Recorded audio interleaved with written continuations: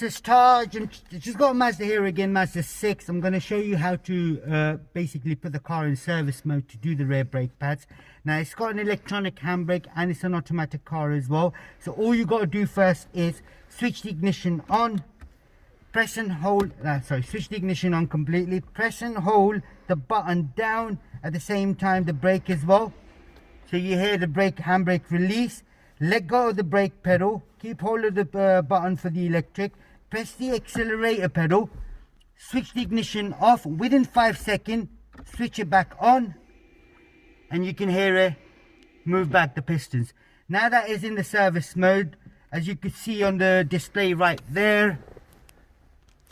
On the display, this yellow light here, that means it's in service mode. So what I'm going to do now is I'm just going to show you how to reset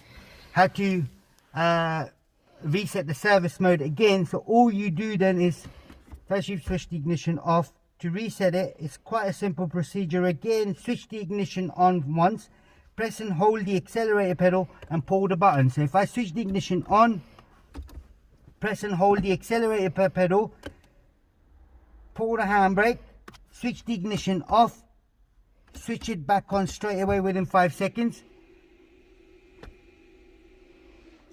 and the handbrake is back into normal position. I then let go of the brakes, the accelerator, let go of the button. I can now function. See if it's working. And then on the display,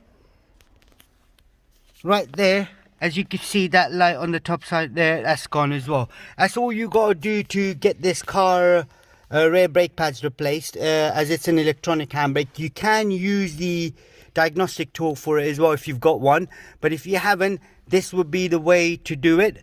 And if there is anything else you need to know with regards to this particular model, please do check out the playlist for Mazda, and you should have information in there. And don't forget to subscribe and like our videos. Thank you. Goodbye.